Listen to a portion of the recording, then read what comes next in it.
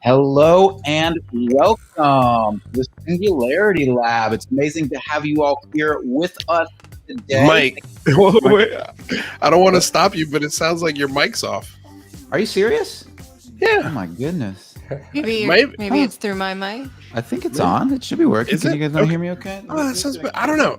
It sounded It was sounding a little off. weird at the beginning, but you're sounding good now, Mike. Yeah, you're Sounds sounding good? okay now. Yeah. All right. Yeah. All right. Fantastic. Hey, Yeah. this is live, Sorry man. about that. Things happen. Things They go- happen. They go They like do. that. Good to see you all. I'm really excited today because not only do I have Luis and Kristen co-hosting with me, but I've also got Rather Be Squidding. If you're not familiar with Rather Be Squidding, he is we got Ted Rowe calling it. Why don't you introduce? Yeah, Squidding? I'll introduce Ted Rowe. I'll remove you. All right, so guys, Rather Be Squidding, technology science expert. He's got his own YouTube channel. He just did a show on ball lightning, which was really, really good. Definitely go check it out. We'll probably end up talking about it a little bit today. What's going on? Christina Gomez, John Russell, Matthew Riot, Brian McDonald, Matthew Riot again, Akashi Chris. What's going on, everybody? Stuart, Uncelebrity Kevin Hart. That's such a weird name. Tima He's trying Temashevsky. to point out that he's not trying to be the celebrity. Oh, Kevin Hart. that might be it. There you go. You know what? I should have called my show the Uncelebrity, the Unidentified Uncelebrity Review. What's Well, done that'd be like a what's done double is net. done, What's Lou. done is done. What's done is done. Anyway, welcome back to the show, guys. Don't forget to like, subscribe, share the channel. I see 50 of you guys in here. Share the show. This is going to be an awesome conversation with Ted Rowe from NARCAP. That we're going to continue the conversation from yesterday. Check out Mike's links for the Singularity Lab down below. We've got the Patreon there, so if you guys want to contribute to the Patreon between the Singularity Lab and the Unidentified Celebrity Review, we provide shows 5 days a week, and the Patreon helps us do that. We are a public access channel supported by viewers like you. Amen, brother. That was. I don't. Do I need to be here? I don't think I need to be here. I think you guys got this under control. You going to go to Alien Scientist Show again? We've got an amazing show for you guys. Ted Rowe is here. We're going to bring him on in just 1 second. But before we do that, one of the things that I find super interesting. Oh, look at John Russell with a $20 super sticker. Smacking the super stickers. Supporting John the Russell. show. Thank you, brother. Thank you, brother.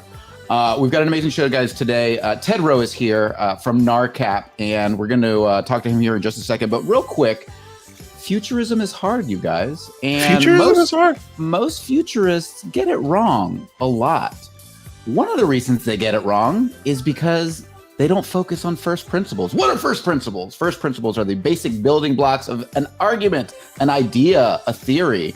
And if you don't start from first principles, sometimes you're going to go in the wrong direction. So I've got this cool little card deck here, and it's filled with 24 logical fallacies and 24 cognitive biases. I'm going to pull one right now and see if you guys know what this is. Yeah? You ready? Yeah, go for it. All right. A straw man argument. Do you know what a straw man argument is? Yeah. It's an... Did I go? Yeah. Okay. Go for it. So it's an argument that's easy to make. You know, like Is that a essentially. straw? Yeah. Well,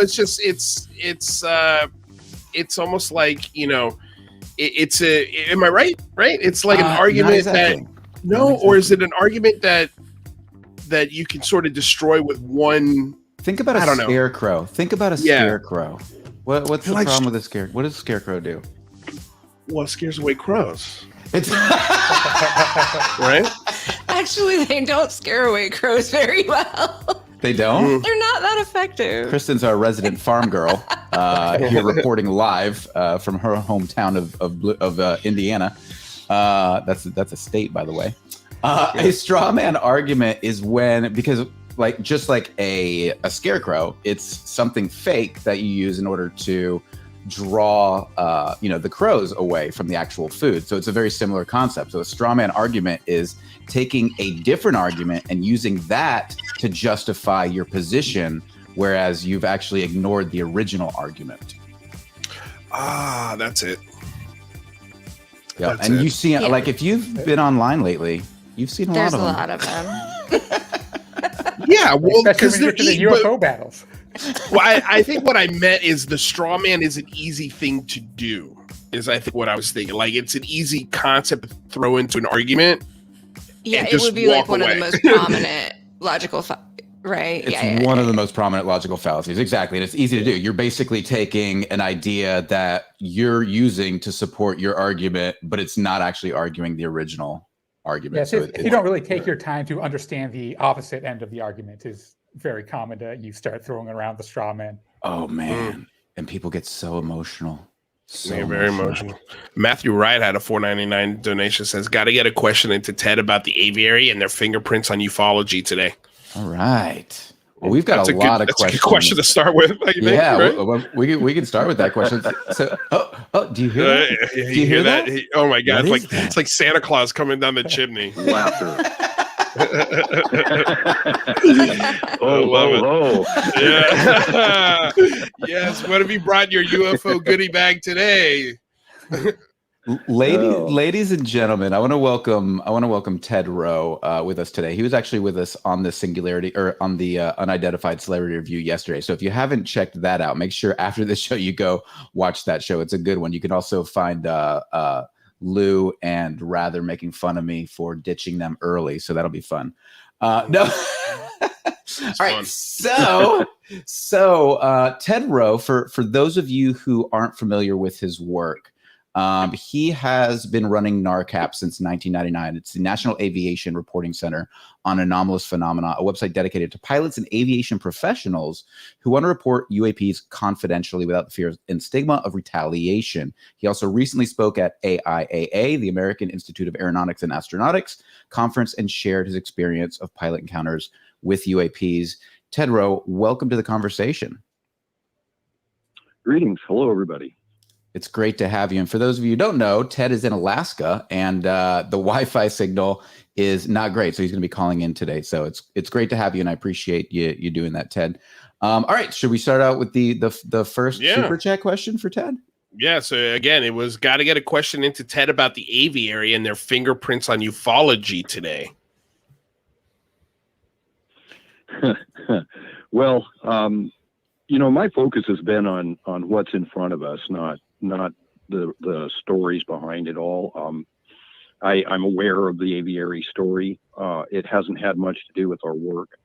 The idea that somebody's been steering the narrative in the public domain is probably well-founded. Probably several somebodies doing it. There are different agendas in this situation, but I really can't speak with any authority on that particular idea of the aviary. No, that's fair. So can you talk to us a little bit about, maybe just for folks who didn't get a chance to catch you last time, yesterday on UCR, can you just give us a quick background into what got you into, like, did you launch NARCAP yourself? Did you come together with other people? Like, how did you get that started? Well, I'd been privately interested in the UFO situation because of my own experiences for about a decade, and then I had several kind of in a cluster over a year or so. And the last one, I reported to the public relations office at Ames Research Center, and Dr. Richard Haynes came back to me within hours, and we talked, and he interviewed myself and my fellow witnesses, and then we struck up a friendship. And about 6 months later, we started off a data collection project to support a paper he had written called Aviation Safety in America, a previously neglected factor, whereby he had examined 100 American examples of UAP affecting aviation safety. And so we decided to put together a data collection program, and that one thing led to another. It was pretty much an upward arc as long as we stayed focused on aviation and didn't go stray too far afield. How did you get the word out to folks that you were doing this and getting, like, obviously, this is, you guys launched this online, were people just finding you? Were they looking for, were pilots just looking for somewhere to report? Well, it was fairly organic, but the thing we had in our favor was that the FAA rejected pilot reports of UFOs. It literally tells them to take their reports elsewhere in all of their manuals. So in that sense, that they had somebody to talk to, and we put the word out amongst the UFO community and others that we were here. I've had referrals out of Langley and out of NASA. I've had referrals out of different areas where people have tried to call in reports and ended up being sent to us. So we have weird friends in strange places, I guess, and that helped quite a bit. But the main thing is that we did gather up historical cases and look carefully at the background of all of this to have a context. And so every new case we got helped inform us to the older cases that we already had. And so we were able to make inferences and work our way up the line and on a research arc. We looked at spherical UAP. We looked at aviation safety factors. We looked at UAP profiles and their flight dynamics. We looked at a lot of different things and able to form some preliminary findings now after a couple of decades of doing it. I imagine that must have been challenging with all the stigma. You know, right even now there's a lot of stigma, but I think that's decreased a little bit since 2017. What was the climate like when you were doing all that back and spinning it back up in 1999? Oh, it was tough. It was a tough situation. I bounced off so many airline pilots with my business card. It's not even funny. And it took a lot of work to gain the trust of the aviation community, and we seem to have it more or less. But they're a pretty straightforward bunch. They don't want to dwell on UFOs. If they've got something to say about it, they'll report it. But there is a shift, and after 40 years of Star Trek, people are a little more open to talking about these things than they were. The FAA is the last to do that. They still haven't changed their pilot reporting regimen yet, so that's the issue that we need to watch for. If we're looking for a real sea change, we'll need to see the FAA realign its reporting regimen, and I think that's coming. Ted, go ahead, rather. I was going to say there was a hint that the FAA was going to get involved in the UAP task force report. Is that correct? Well, they didn't have anything to offer. They haven't been taking any data. Imagine you're the task force. You walk into the FAA and you say, "Hey, give us your pilot data on UFOs." And the FAA says, "Well, we've been telling them to take it somewhere else. We don't take pilot reports." It must have been an uncomfortable moment there. But that's what it is. That's what's happened. With the exception of the ASRS, and only if a pilot reports a safety hazard will they investigate. So all the other stuff that we hear about from pilots that we get into, for them, is just a problem. It creates a rush on their facilities by self-styled investigators and causes all kinds of problems. Right. But they don't have a proactive plan to actually engage with it to avoid that. So they kind of create their own problem there.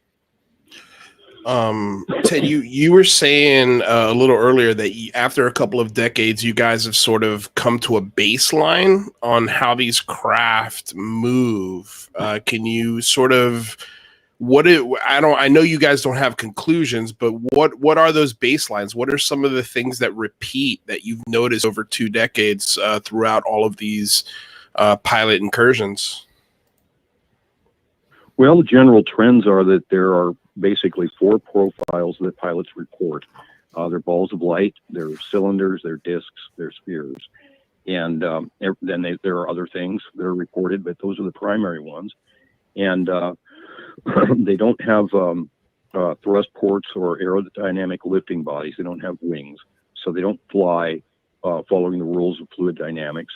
They can make angular turns at speed. They can come to very sudden decelerations and very explosive accelerations.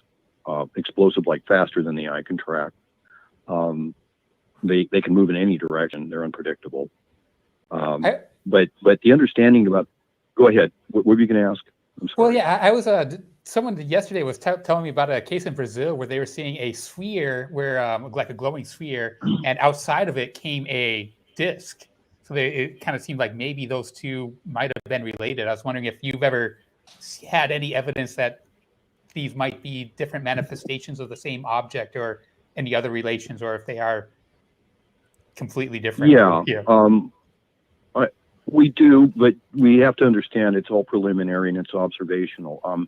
In my case, I've seen what was an orange sphere, but it had a disc in it, and it passed about 100 feet to one side of me and about 60 feet off the ground at a place I often go to. It was in the middle of the night, and so, I have anecdotal evidence that supports what other people have said about the relationships between one and the other. I have good reason to suspect that these balls of light are probably technical. But I don't have proof of it, that we're just having inquiries. You were asking about trends in the data. The objects that fly, like an arrow, for example, that's ballistic. All right, we call that ballistic flying, right? It moves through the air ballistically. Its own weight is moving it until gravity and air resistance slow it down. It falls to the ground. Flying squirrels, right? Same kind of thing. And then there's aerostat, right, which is lighter than air. It's balloons, this kind of thing, blimps, this sort of thing. The problem with them is they have exceptional drag and low maneuverability, and they're slow. Okay, they're not agile in any way, shape, or form. And then you have aircraft, and they fly with a concert of forces, balancing a concert of forces around them, and then conditions like air resistance. So you have drag, thrust, gravity, and lift. All right, so the airplane is balancing all of these things, and when it wants to change a heading, it has to fly around a curve.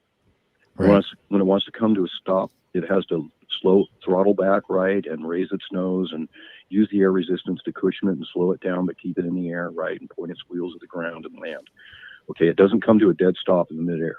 It can't come to a rapid deceleration. But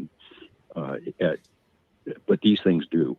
All right, these things don't fly anything like aircraft or of any kind, or birds or bees or anything else. They have their own way of movement, and it's there's good reason to think it's decoupled from the local environment somehow, because they don't, as fast as they're going, they don't cause ionization by impact, and they don't seem to throw off their kinetic energy when they come to a stop. This kind of thing. So when we look at our trends and our trends reflect what individual cases reflect. And in the example of the American Institute of Aeronautics and Astronautics, there were 6 of us presenting there. I presented in context and overview using our 100 years worth of pilot cases, and they presented doing the math with their pencils, doing specific analysis of specific cases and movements. And we were saying the same thing. Right, because this idea of making a 90-degree turn while you're doing Mach 5 would take you the entire state of Arizona, right? You can't make those 90-degree turns with right. that sort of thrust. We have a question here for you from John Russell with a $10 super chat donation. Thank you so much, John. We know how the government has admitted to near misses. Do you personally know of any instance of collision between aircraft and UFO? Well, short answer is yes, but it's hard to validate them. I've got newspaper clippings of pilots claiming to have hit saucers or been hit by them. I've got a number of those kinds of tales, but actually validating that, the airplane comes to a landing, we're not the first people they talk to. And in some cases, these are historical cases, so they go back a ways when records were kept enough to actually hold that UFO data that isn't there now. NTSB was formed in 1967. Okay, so everything before that was in a different regime, and as the pilots then were making reports of harrowing encounters with UFO, near mid-air collisions, collision headings, loss of separation, concurrent electromagnetic effects on aircraft systems, incursions into airports and controlled airspace, this kind of thing. So they were making the reports then, and then it all kind of dried up, and then the FAA stopped taking the reports, and yet the reports kept coming. Right. And people like us got them. People like Newfork got them. This sort of thing. How many cases do you have in your database from direct report? Direct reports, probably 400 or 500 over 20 years. Wow. Of direct reports. We've got, but again, you know, when you get reports, there's basically three kinds. Or the way we look at it, there's three kinds. We have cases that are debunked, right, by either human activity or misidentifications of natural phenomena or this kind of thing. Pilots are subject to illusions and delusions. They can mistake planets for UFOs. There's all kinds of things that can happen there. Perceptually, they're in a weird environment being up there like that. So that's the first kind of case. The second kind of case is a historical case, and that's a case that isn't actionable. They come to us, they said, well, 20 years ago I was flying and we had this thing happen to us, and it went like this and that and moved this way, and I even wrote it down in my logbook, which is great. It's fine. That's a historical case. We'll just throw it in the pile with the rest.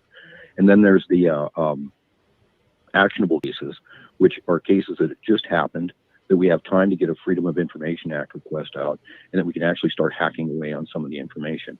Or they provided us something like video and a photograph, this kind of thing, where there's something we can work on beyond anecdote.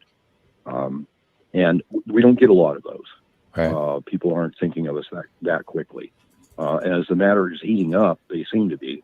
Okay, and I would imagine that I'm going to see an uptick in cases and reporting.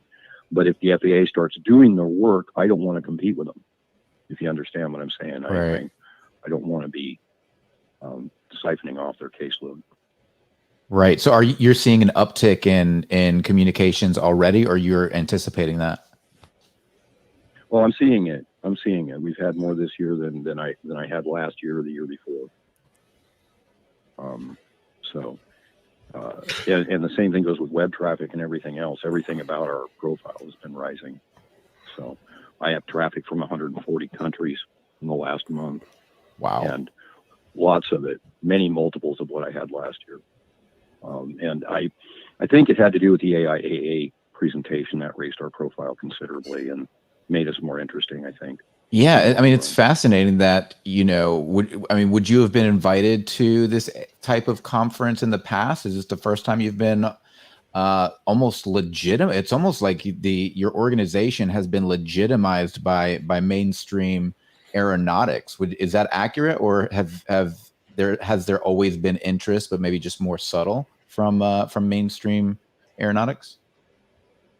I think what's happening here is when the DNI called to lift the stigma, they didn't do it just in the military or the government. They did it across society. So civilians and academics as well needed to change that. So there were factions inside the aviation sciences community that feel that there's something to be looked at here, or at least something to be resolved, and are interested in bringing their talents to bear, but funding doesn't work. There isn't any, right? And then there's stress of repercussions to their jobs or their credibility because they have an unfortunate interest, if you want to put it that way. And now there's been a change, a sort of a sea change. We were invited to speak to the AIAA. Right. So we came over the hill with what we had, and we shared that with them, and to give them grounds to know where to begin in all of this. And of course, we didn't give him all the rest of the stuff that we all know about, suspect, or have experienced personally, but we gave him the raw data about the pilots and what we'd learned to this point. And with that, we were able to get a sort of a consensus with them that there's something there. It sort of reinforced what they suspected. And I would expect there's going to be some more activity in this area in the future. But I don't know what that'll look like or who will be involved. But there's a sea change. Okay, that's something we should all understand. That it isn't that science didn't care; it had its hands tied. There's been a psyop against this subject since the early 50s, since Robertson panel, right? So that's been controlling the narrative and sort of keeping credible people who have incredible experiences from sharing them. Right. And that's kind of shifting. Some of it was Cold War issues. We had pilots were being used as observers because we didn't have radar to see the Russians coming over the poles. So And so they were bound by a security oath. If they saw something or reported it, they couldn't talk about it. And lo and behold, UFOBs were in that category of things that they were not to talk about it. Right. So that's that. Yeah. So and now that shifted. About 1978, they stopped that because we had satellites that could tell when the Russians were launching. And so we took that regime off of them. Service and JANF 126 were pulled back, but the chilling effect on the aviation system continued right up until this summer. Okay. Wow. And now we're seeing a shift. Right. Can I ask you real quick? This $10 super chat, I also had a question that sort of double backs on this one, and it's another $10 question from John Russell, and he asks, would Ted interpret these collisions as accidents or possible hostile actions? And then I'll also add a question of how many of these collisions and accidents have you received reports on in the 2 decades that you guys have been looking at this? Okay, well, I'll answer your question first, and that's none. I haven't had anybody come to me in 2 decades that has told me of an incident that they personally experienced.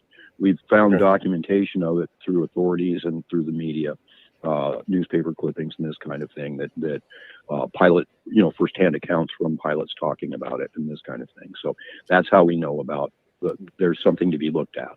Okay, these things need to be validated. And as far as John's question about accidents or possible hostile actions, my guess is that they're accidents.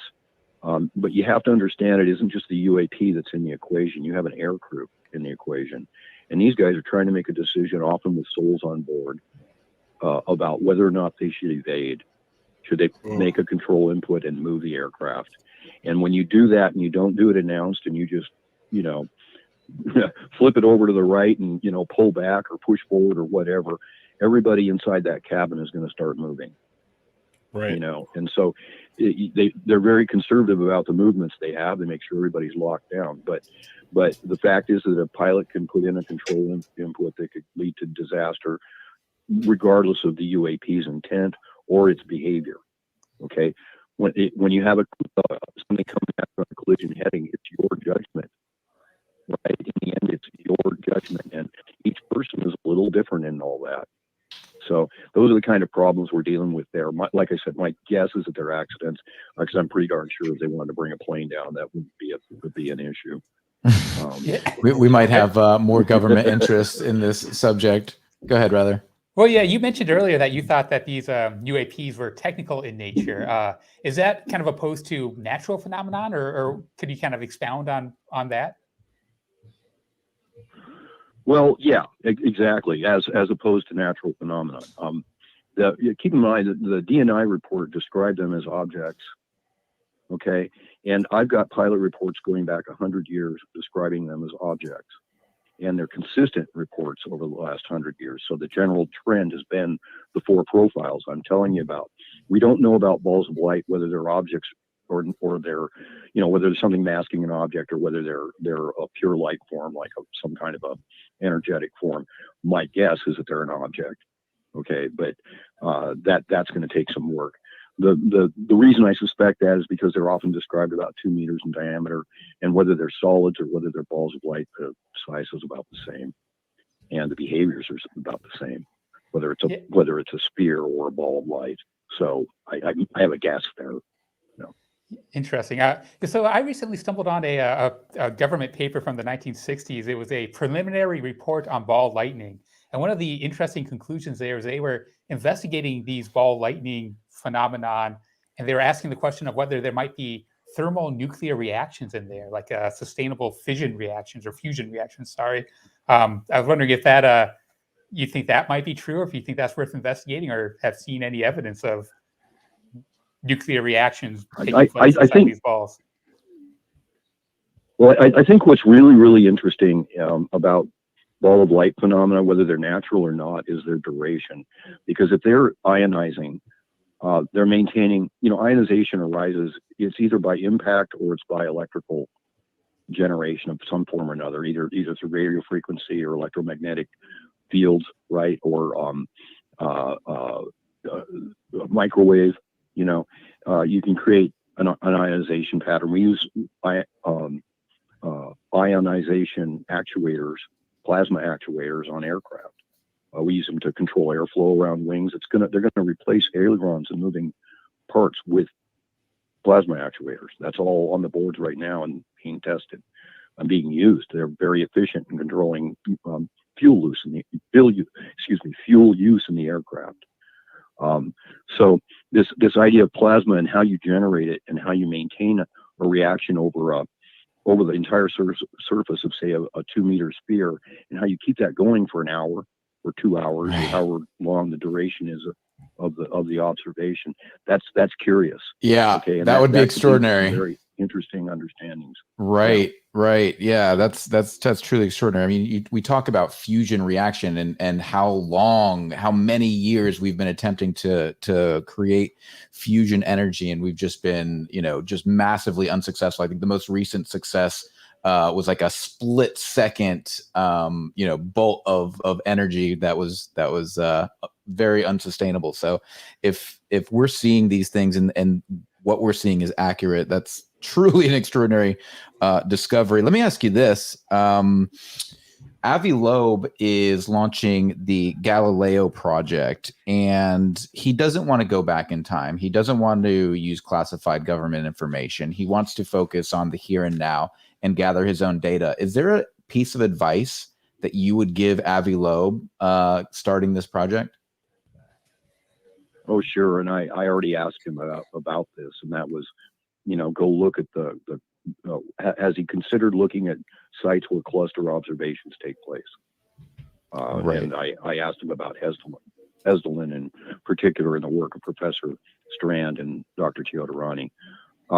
But there are many other places, and I know personally a couple of them myself, where it would be a good idea. You don't have to believe me, but it'd be a good idea to take your gear and camp there, and maybe bring a psychologist with you. You're going to need it. Can you let us know any of these secret hotspots? I'm sorry, say that again. Can you let us know where any of these hotspots that you found are? Well, I can tell you about one, because it's maintained, right, and it won't be overwhelmed even if everybody goes there to watch for it. But that's at Kealakekua Bay in Hawaii. That's one of my swimming holes. I teach free diving, and I've spent that. I'm sorry, go ahead. No, I was going to say, I remember a very interesting, like, blue-shaped UFO report, very popular one, maybe a year back in Hawaii. I wonder if that was in the same region there. No, it wasn't. That one, actually, I think we debunked that as like a wedding arch, a balloon arch that had blown loose from a party up New Year. It was on New Year's, right? And it had blown off the heights behind Honolulu, and was carried by wind out into the ocean.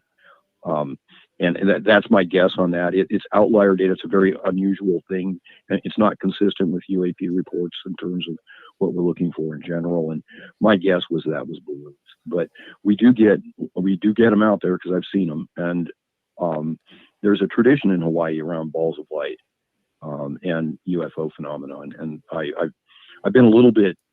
I've been involved in the local community around this subject once they knew I was involved, and they warned me about Kealakekua Bay. They had told me that there were repeat observations there, and they should.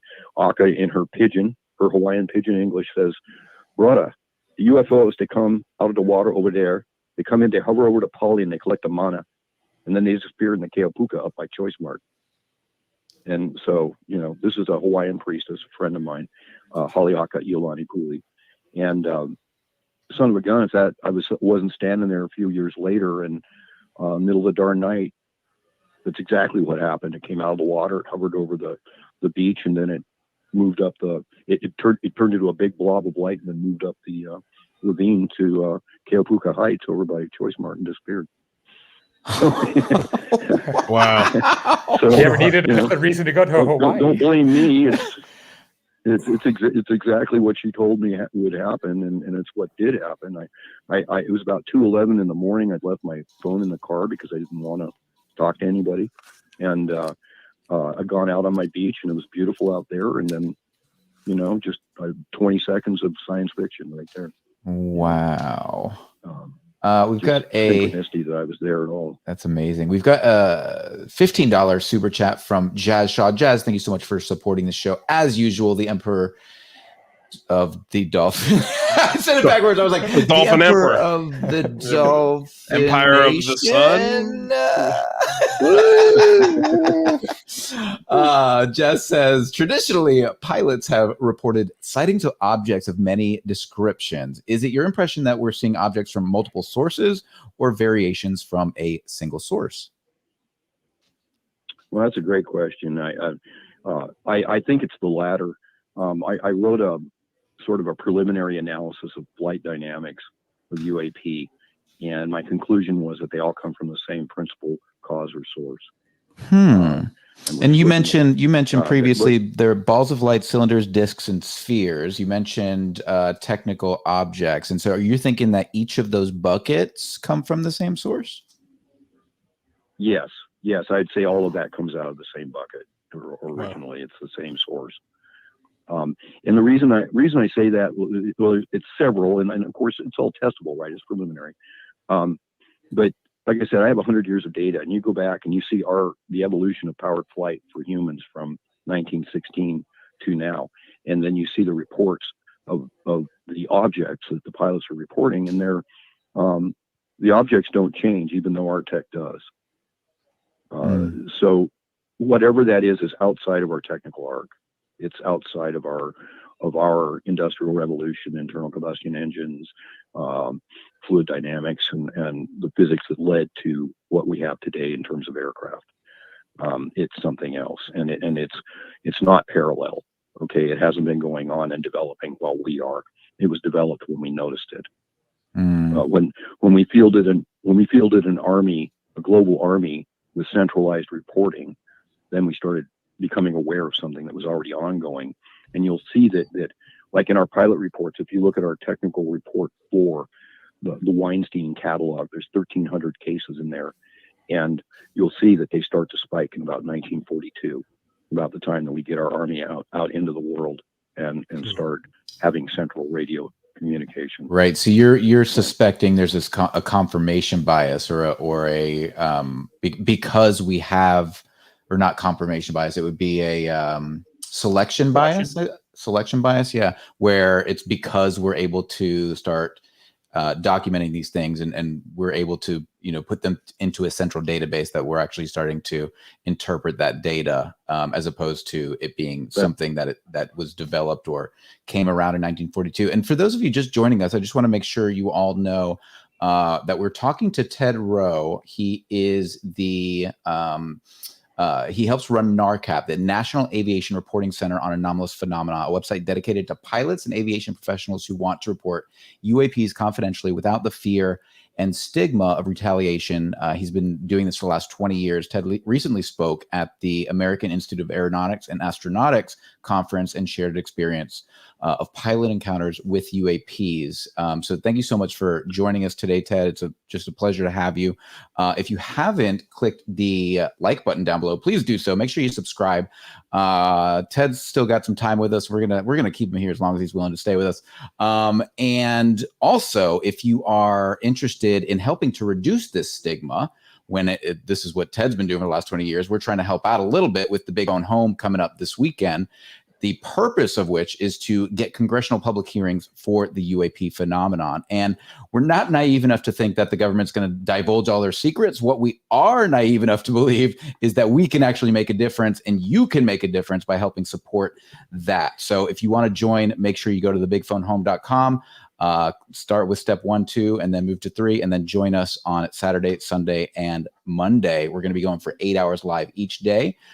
Saturday and Monday are going to be on the Unidentified Celebrity Review, and Sunday will be right here on the Singularity Lab. We also got audio podcasts.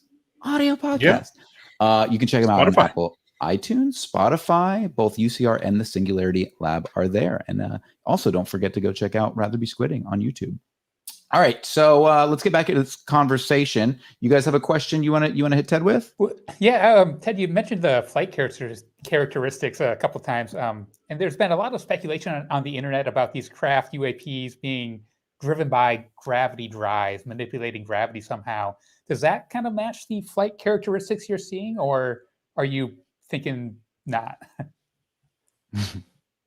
Well, I think it's probably the next level in examining these things. If Newtonian physics won't do it, the next level is probably general relativistic principles, and that is gravity related. That is time related, and in that sense, we may be looking. I don't know. I just ballparking a cusp class 2, class 3 civilization. That has these abilities just by looking at the movements. Dr. Knuth did an analysis of a movement that a UAP made, a documented movement from 28,000 feet above ground level to 50 feet above ground level, did it 0.78 seconds. And the kinetic energy, the G forces are daunting. The fact that there was no ionization, never mind materials engineering to hold the darn thing together. It begs another explanation for what it's doing. The turns that we see, all of that. In my own experience, I've got things I've seen personally that kind of confirm this idea of a decoupled environment, but it isn't.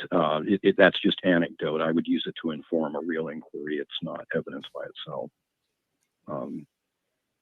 That to me, I go ahead. Go ahead. Well, I'd love to hear your anecdotes if you're willing. Oh, yeah. Well, it basically I saw one move from a mile away to less than its own length from my car, and it did it faster than my eye could see it move, and I was looking right at it when it moved. And it came to a dead stop right in front of my car. It was you could see the interior and that it was occupied, and the people in it were quite nonchalant. They weren't dealing with gravity. They weren't people either. But I try not to go too far into this because it's really about the technical side of the observation. That's what's important at this point. If I was talking to sociologists or psychologists, I might talk about the rest of it. But the real story here is in the movement, and that we also experienced a temporal effect when it got close to the car. It was 4:34 it was 4:20 something in the afternoon, and the thing stopped in front of the car, and within a moment it was dark. And then we were about a mile and a half up the road, and I asked Susan what time it was, and she said 7:34, and we still had the thing in front of us. It was above us, but it was still there. So 3 hours had passed in about 90 seconds, and that again speaks to me of gravity-related drives or a decoupled environment and getting into the boundary areas of it. And that's just I'm just fishing here, okay? I'm just sharing something that I saw, and you can take it or leave it. But the thing is that I've shared some of these experiences with the science community, and I shared that observation in Hawaii with the AIAA. Point being is that they need to get over the idea that people haven't seen these things, and that some of us who've seen them have something to share, and they don't have to take it seriously, but they need to understand that there are witnesses to these things, and that witnesses aren't all crackpots. I suppose the jury's out on me, but but in general, what I have to say, if you take my story out of it, the story will still stand. Well, yeah, I'm surprised that you're able to come to that point. I'm surprised you're able to separate your experiences and from the technical scientific aspects of it. It'd be hard for most people to do that. Having experiences like that, it seems like it would be almost overwhelming. It's huge. It's huge. Yeah. I was fortunate because I was the executive director of the program, so I was an administrator, and I didn't have the burden of the credibility on me particularly, as long as I didn't make any claims or jeopardize the image of the team. And I had Dr. Valee and Dr. Haynes and Dr. Heisch and Dr. Jim McCampbell and a whole bunch of other folks, NASA administrators, these kinds of people. So their image was foremost my responsibility. So there wasn't any talking about my experiences. This was in 1999, 2000, Right. right? There wasn't going to be any sharing of that stuff. If we wanted credibility, we needed to be as antiseptic as we could be. And that formed my perspective for many years. It made me very sick because I needed to work on what I'd been through. And I was having more experiences. It hasn't stopped because I took on NARCAP. And I don't have resolution in those things, although I'm much stronger and much different as a human being now than I was. And when I took over the role of research director, I made a very, very concerted effort inside of myself to make sure that I was checking my objectivity and my confirmation bias and being careful. People make mistakes. I make mistakes. You can get too confident about something because it looks all familiar and everything, and you have to go back and recheck it and really ask yourself, are you expressing a bias here, or are you letting the data speak? And then until lately, nobody ever really knew who I was. So it was usually the stories that people knew about, the cases that we published in this kind of thing. And most people don't look at the byline, so I wasn't really that popular. Now I'm kind of in the public eye a little bit more. So I think it's real. I have a responsibility to let people know, yes, I'm an experiencer, and I'm a citizen researcher, and I'm part of a process that is going to move this away from people like me and into the hands of competent scientists.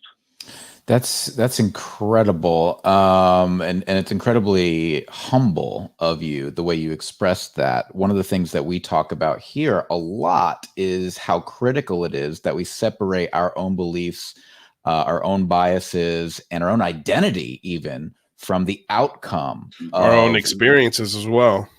Yeah, absolutely. From the Right. exactly. Right. And so, it's very difficult to do. And it seems like that is something that is incredibly important to you. And it is appreciated. Go ahead. It's critical. And I would tell everybody out there that imagines that they're going to be the one, that they're an authority in all of this, to check themselves.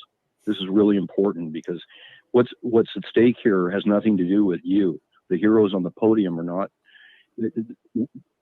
There's nowhere to go. Okay, we need to understand what this is about, and we need to do everything we can to get to the real story, not the speculation, not the beliefs, not the extrapolation, not, hey, look, it's me, I'm on the podium again, I'm saying fantastic things, aren't I wonderful? It's not the belief systems, it's not the Greer-esque perception and experience. We need to know, we need to understand this. If this involves an intelligence, it's a tactical problem. Okay, because they're not respecting our boundaries and environments. Well, let me ask you this, Ted, just from a sort of, I haven't had quite as an intense as an experiences as I know as some of yours has been. Mine was just an up close, pretty in your face encounter with a craft, and that was it. But it's something that I always struggle with. I mean, what's your sort of piece of advice? How do you, when you're going over the research and you're putting together the sort of not the conclusion, but sort of the end result of what's happening here, do you have any tips for people on how to keep their personal bias or their personal experience out of the data? Well, a lot of us are driven to collect data because we've had the experience, and we feel like the system isn't really working, and that there's a space for us to step in and kind of grab the reins, so to speak. Maybe that's too strong a perspective, but to contribute and participate because we feel we've seen something important. And a lot of us were not trained in research science. Fortunately, I was mentored. I was at the feet of some of the best in the field, and I benefited greatly from that perspective. And I had a chance to temper it, as I said before, because I had a reason not to tell my stories. But I would suggest that, first off, before you start worrying about your bias and everything, get some help for your experience. Find out if it's done you any damage, if you're traumatized by it. Find out if you want to be involved in all this as a reaction to it. If this is some kind of a reconstruction attempt to come out on top after being a victim, this kind of thing. Make sure you get looked at closely.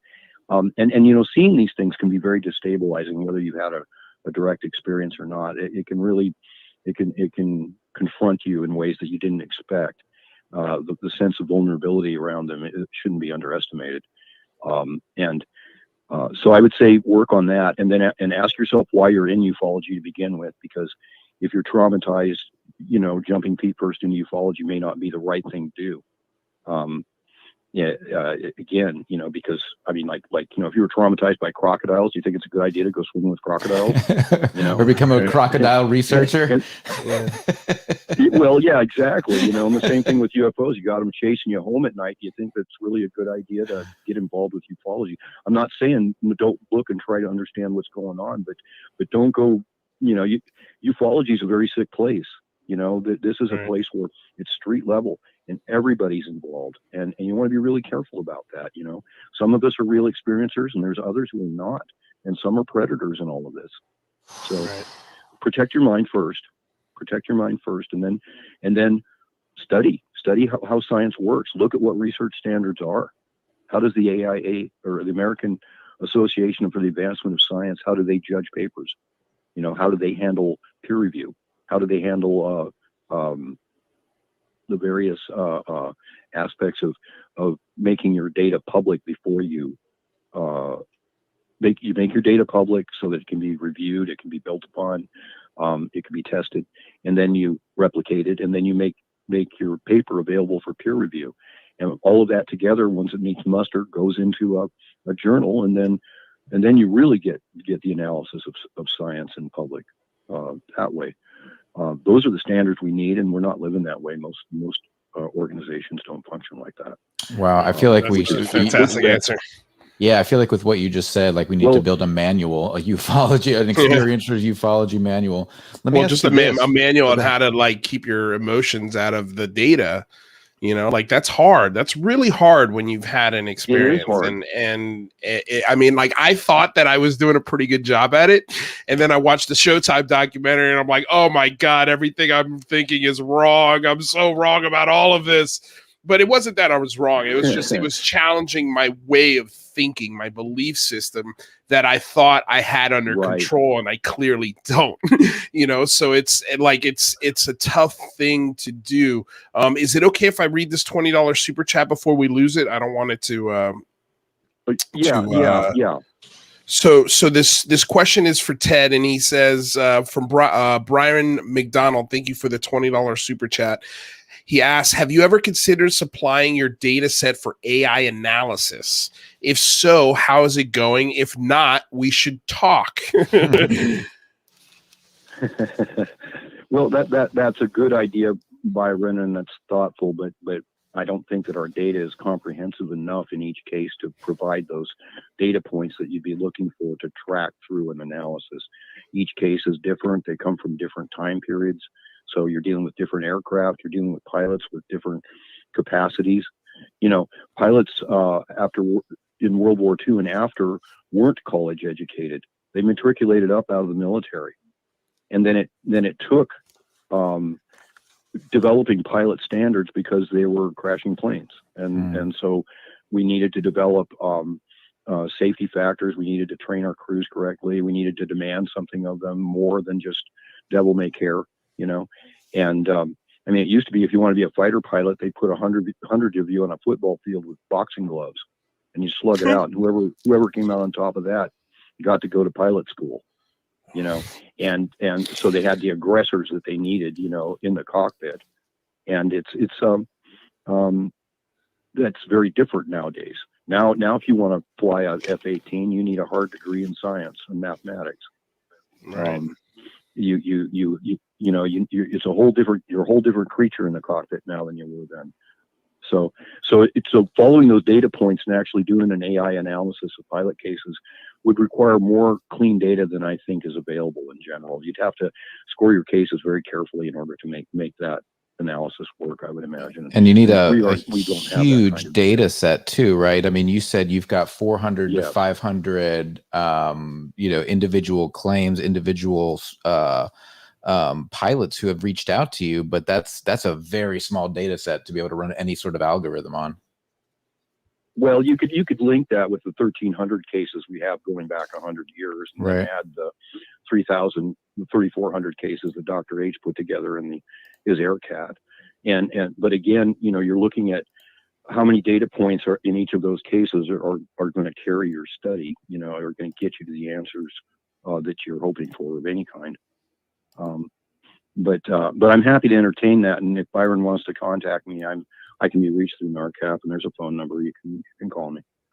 That's fantastic. Yeah, kind of along those lines, Ted. On your website, narcap.org, there's a lot of amazing technical reports, some great documents on the Project Sphere and all this. But is there any place where we could go and see the raw 400 and 500 reports, or the kind of the raw reports? No, not at this point. Although the catalog data we've got, that's our technical report for. So there's 1,300 cases there. And then the stuff that we've worked with since, the only things that we've been publishing on are cases that seem to be in our purview, either with UAP or safety factors where maybe they misidentified a UAV, right? And we want to write about that because that's part of perspectives and perceptions. So that's kind of where we're at right now. I'm not hiding any material, but there isn't a lot of it. Like I said, of these 500 contacts or so that we've had over the years, or maybe probably more than that, but many of those aren't really actionable cases. Many of them are kind of limited in what we're told, and so actually resolving what we've got is again, it's very preliminary in general. What we really needed was the last 40 years of the FAA taking real data, collecting real information, and then you'd be able to mine that any way you wanted to. So. Great. I'm going to go ahead and invite Ted. Do you have a few more minutes to hang out with us, or do you got to get out of here? Of course I do. Yeah, wonderful. Of course I do. I've got time. We can do this. Wait, before you bring in whoever you bring in, are Rather Louise dating, or are Mike and Kristen the only ones together? I wish I was dating Rather. If only. Such a cutie. Those blue smokies. Yeah.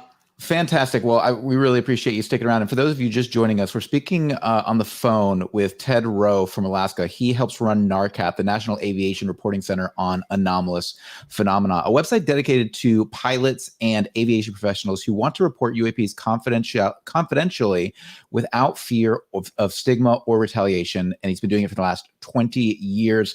He recently spoke at the American Institute of Aeronautics and Astronautics conference and shares the experience of pilot encounters with UAP. We've got another guest joining us right now. For those of you who aren't familiar with friend of the show, Aaron Desario, he is a science and technology enthusiast, currently works as software engineer at Google. He previously worked at LucasArts, Silicon Graphics, and Apple, where he co-invented and received a patent for iPhoto, a pioneer in digital photo organization. Welcome, Aaron. Good afternoon, good evening, and good day, and aloha. What's up, Aaron? I was getting a little bumpy because I saw a bunch of questions that Aaron had in the chat. I was like, damn it, God, we got to get to Aaron's question. And we just the ball was rolling. I think you kind of covered them in some ways, but I want to show you all this thing since I talked about it in the chat. This is my new latest edition. Oh, cool. What are we looking at here? Is that the sport model? It's a Bob Lazar sport model autograph. Yeah. That's right. Oh, that is cool.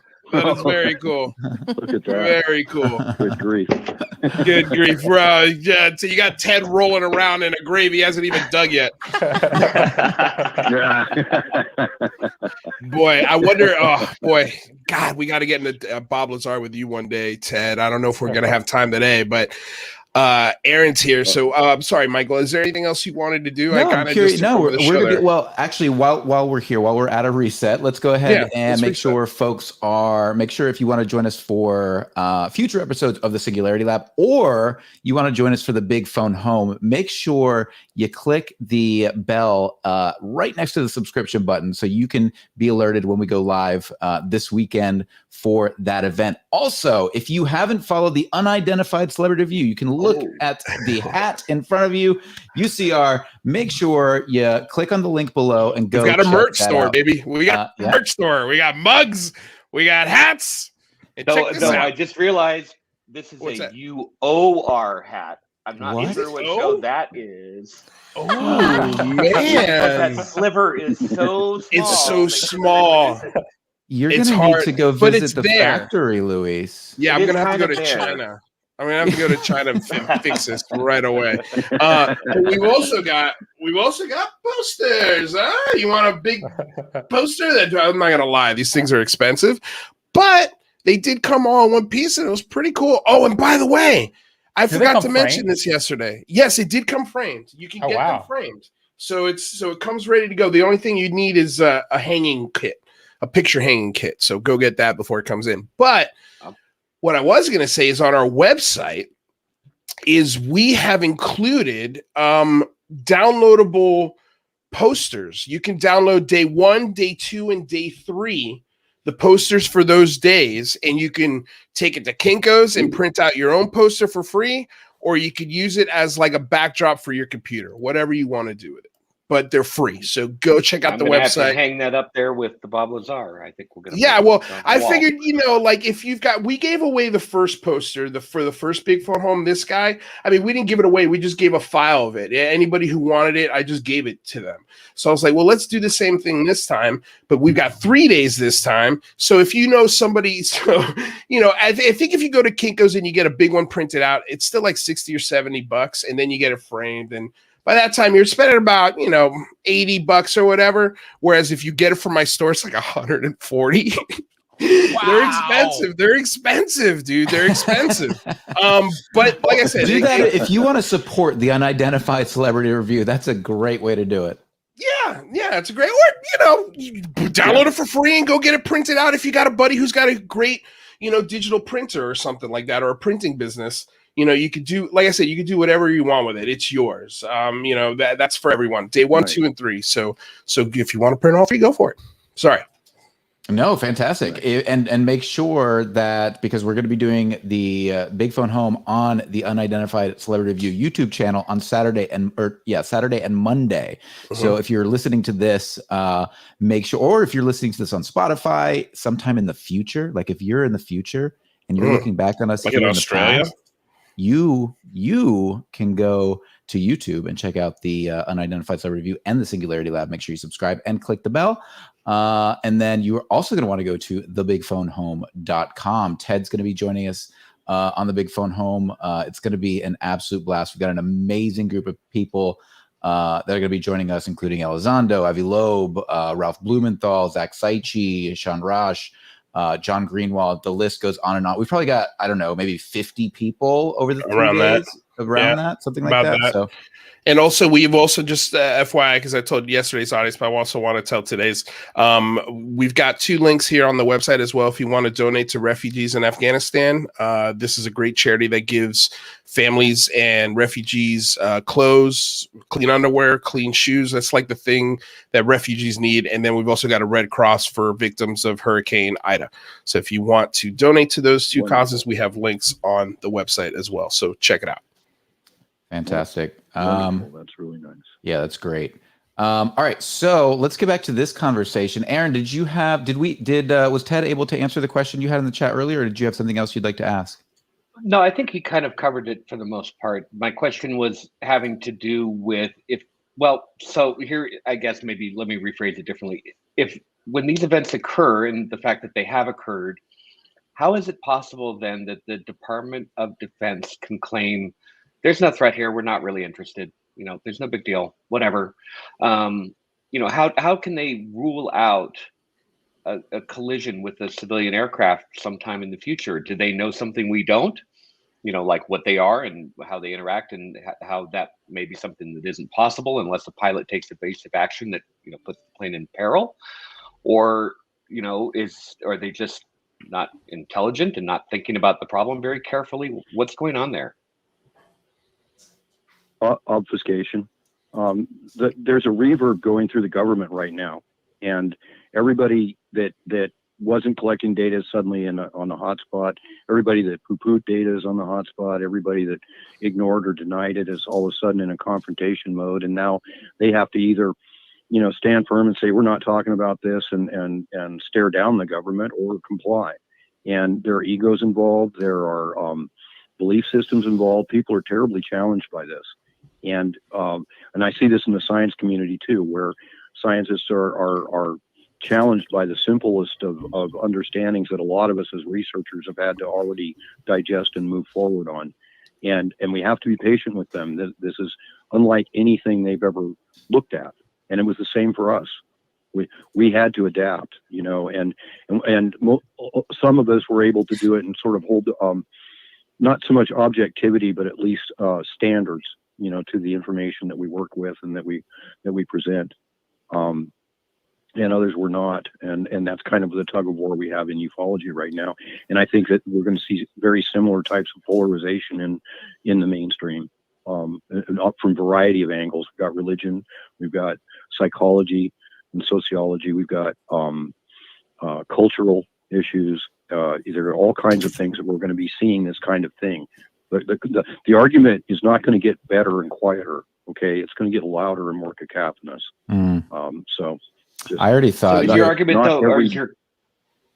I was going to say, is your argument that that they're learning along with us what this is for the very first time, or do you think it's possible that they already know what we're dealing with and they're kind of playing this out in sort of a, hey, let's learn along with us, wink, wink, and you know, figure out what this is about? My guess is that I'm sure there's some backroom understanding about this at some level, but I don't think that it's widespread even through the Defense Department. You know, this is very specialized information, and a very small group of people would be custodians of it most likely, and it's very sensitive for a lot of reasons. I think we can all kind of imagine what some of those would be, and so, you know, what the institution says, they're not going to step up and argue with it any more than they're going to step up and confirm it. You know, they're the military. Their job is to protect us and to keep our secrets. But we have a mandate from the DNI in our general society to learn about these things, to give up our stigma, to go look and understand it and figure out what's going on.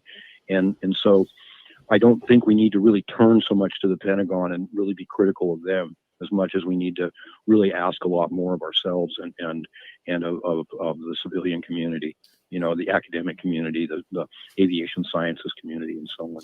To dig deeper, Ted, into this conversation about the government, you know, there's a very clear idea that the alien or ET hypothesis is something that the government doesn't necessarily want to avoid. It can actually tend to help them when it comes to hiding classified projects, advanced aerospace technology.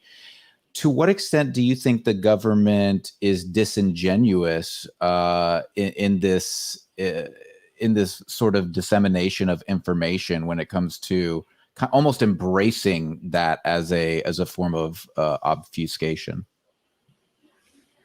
Well, I think that it isn't a good idea to admit that you don't have total dominance of your environment and you aren't the army of the world to hide a couple of classified projects. You know, I don't see a logic in that would appeal to our. Mike, you're muted, and I think you muted Ted as well. Yeah. Oh, I was muting my dog from barking, and I muted Ted. Sorry, Ted. I'll just let the dog bark, and you can go right ahead. It's quite all right. I'm a dog guy. I love dogs. Good dog. But you know, these you know, our expectations of the government and of validation, I think, are a bit misplaced. If there is UAP information that's really solid, it's probably either deep in a defense area, or it's in the hands of contractors that have high security access. All those platforms we have flying around that are collecting data around the planet are operated by mostly contractors that made them. And so they have all that data. There's all that information. we've got tons of data we haven't even processed, satellite data, space data. NASA's sitting on mountains of it. And so is a lot of the government. They've got more data than they've got crunch. So who knows what kind of information is in there, and you can accuse them of knowing or not knowing, or, like Susan Goff kind of takes it on the chin quite a bit here, but I don't go there for information. I don't go to the Pentagon. They have a terrible history, when it comes to telling us what's going on all kinds of level, But the one thing that happened, I think, that was enlightened was that the DNI said lift the stigma and invited everybody to take a closer look. And that took it out of the hands of the military planners, and it didn't tie the hands of our science and our best and brightest in engaging this thing, which they've done for 60 years. I wrote that paper on flight dynamics and stuff. That thing is elementary, and it should have been written by somebody smarter than me in about 1948. Isn't that always the way? Yeah. Well, it is with this subject and this, and anything we can do to get it up and out of my hands, because I'm terrible at math, but that's, we've sunk to that level, and now we're recouping. And so I have patience with the government. I have patience with all of it, because I've had to live with this. And I think a lot of us that do have some empathy for those that have to manage information around it. Right. Yeah. Speaking of patience, you've been doing this for over 20 years. I'm sure that you've had a lot of discussions with skeptics and non-believers who don't agree with you. Have you had any successful strategies for, getting people to open their eyes and look at this issue with, an open mind? Well, yes and no. It's always better when you've got information that they can digest, so it isn't just you saying, believe me. But back in the day, some of you may remember Phil Klass, who was just a shameless debunker, basically. Who is this? He darkened my. I'm sorry, I missed Philip that. Klass. Okay. Philip Klass. Do you know who he was? I think Jazz mentioned him before, in a show before. He's basically the Mick West of 20 years ago or something. Just to be clear, we're not talking about the composer, right? Who made the movie Cleona Scotzi and all of that stuff. No. We're talking about Philip Klass, who was a shameless debunker. And he had no limits really on where he would go. All right. Well, this type of mindset is intractable. You're not going to change it. You're not going to be able to debate it or argue with it or anything. You just limit your exposure to it. It's like the believers. There are the emails that I get are just ridiculous sometimes, but and I don't respond to them because it's way over the top. And whether it's over the top in debunking or otherwise, it's over the top. The whole point here, the reason that we pull these cases up to begin with, that Mick West and others like to snipe at, is because we're trying to offer a rationale for a deeper look into the subject. And we're doing it as citizen researchers because nobody else would. And now they're calling on us to come and share our information with them, so that they can start carrying the ball. That's what the AIAA was about, Right. And other things are happening along that line, where we who have been the citizen researchers are actually passing the ball to mainstream science. And that's good. But dealing with debunkers, well, like Mick West, for example, I don't tend to engage him directly because these guys are at a disadvantage. They haven't seen what some of us have seen, and then to sit there and argue with somebody about what a person has seen or hasn't seen is actually kind of juvenile. The real issue here is you can take a look at the cases and you can say, well, that case doesn't really add up. Oh, that was Venus, right? Like I did a case recently over Mexico, and he asserted that was Venus. But my problem was that I had to carry all the data in my case. It wasn't just what his opinion was about what might be out of the left side of the aircraft. It involved how it came to the attention of the crew to begin with. It involved what the crew was looking at for most of their flight as they were northbound in clear air. It had to do with the clouds on the left side of the airplane that would block Venus from the view of the pilots and so on. I didn't engage him, but and let him, he can say it's Venus if he wants to, but you can't throw out the totality of the case because you think you know what the solution is. That's a confirmation bias as well. Exactly. And This is what I always try to point out, and I always wonder why that's not seen from the skeptical point of view. Why the idea that you, by attempting to debunk one particular data point and not take in the entire data set, that doesn't even seem scientific to me. That I don't understand how it's not. They're no more credentialed to be debunkers than we are to be researchers. Right. Okay. And literally, and so when they come into this thing, and you were talking about straw man arguments, right? There's a term for it. It's sea lioning. Right? It's where somebody contacts you and you make a statement about how you feel, and they contact you about that statement. Oh, how so? Why do you feel that way? So you explain yourself, and then they start taking it apart, and they come 90 degrees out every time. You're never going to change their perspective, and all they're doing is trying to engage you to mess with your head. And I think that's a lot of what debunkers are about. They don't have skin in the game. They haven't been chased home by one of these things. Okay, they don't know what it's like to live in this world where you're torn between what you've seen unambiguously and what the world is telling you is possible. Okay, and in the end, when we look back on this period of time and when the subject starts getting resolved, in the end, they're going to be the bad guys. It's not going to look good for them. They weren't the bastion, the vanguard of rationality that they like to present themselves to be. Right, because you have to approach it from a perspective of good faith, right? Like you have to be they're open-minded. Essentially gaslighting you, right? They're saying you didn't see what you just saw. Well, yeah, I think there is exactly. Hold on. Rather's going to come to the defense of Mick West. What do you got, Rather? Rather be fuming. Right. Rather be fuming. Go ahead. Rather be fuming. But the real issue here, guys, is simply take the case and look at it.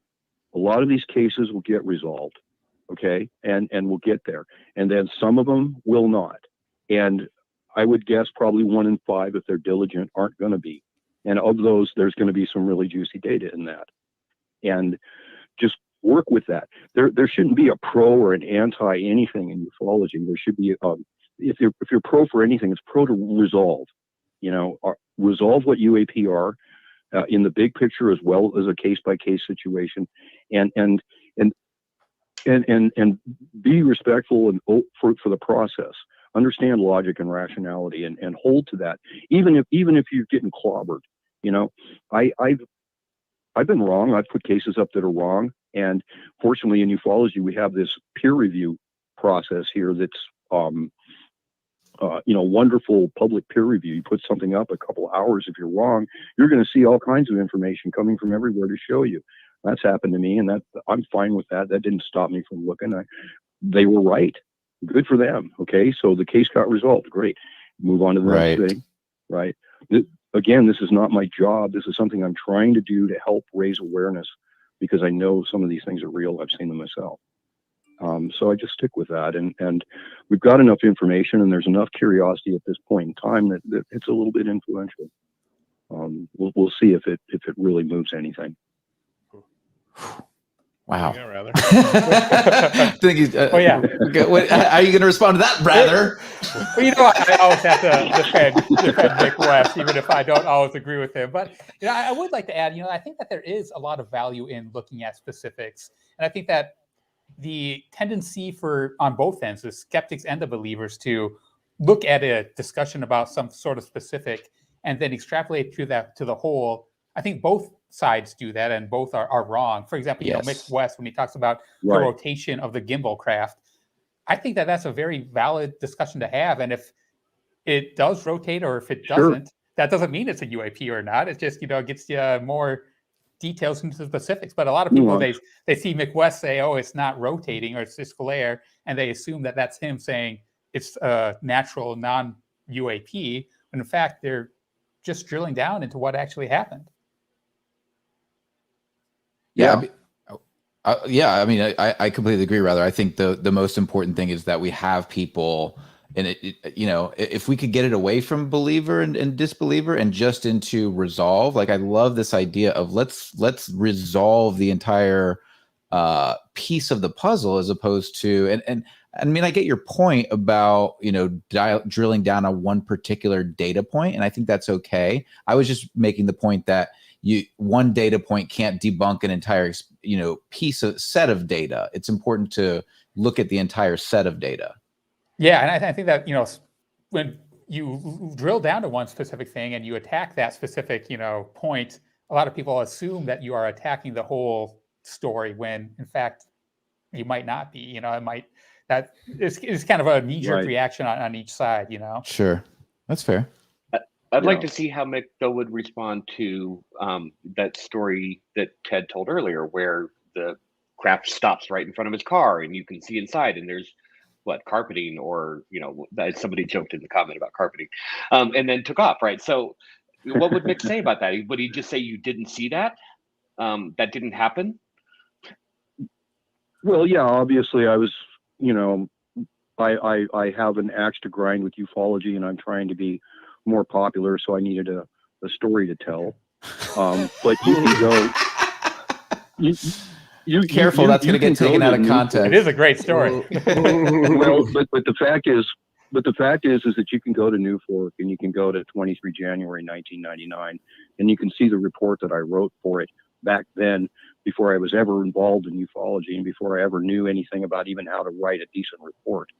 And it's there. Okay. And that was before Dr. Haynes ever stepped into my life or ever got involved. So, and honestly, I would rather do anything than what I'm doing. I would rather do anything than what I'm doing. This is war. Okay. This is a war of intelligence. It's a war of experience. It's a war to protect the planet, because half of us have our heads in our butts. We aren't able to see what's going on. You know what I mean? And then the other half of us have experience and we know better. It's a very common refrain from experiencers. And so we're in this spot, and go ahead. No, I didn't understand what Aaron said. That's a very common refrain among experiencers, is that I don't want to be doing this, right? I didn't want any of this recognition. I didn't want my story to go out there, but I have to do it, or we need to do it because we have to save the world.